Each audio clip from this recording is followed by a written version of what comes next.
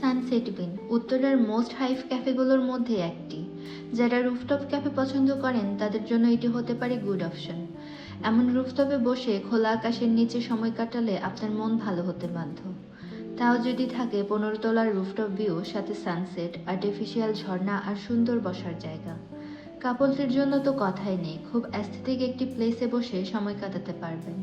এখানে বসে আমার মনে হচ্ছিল কোনো একটা ইকো রিসোর্টে বসে আছি, দুপাশে গ্রিন প্ল্যান্ট আর সুন্দর ভিউ।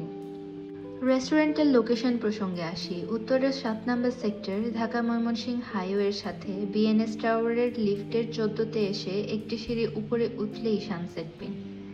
এইবার খাবারের প্রসঙ্গে আসি। মেনু দেখার পরে ফাইনালি ডিসিশন নিই sea food soup, fish and chips try করব।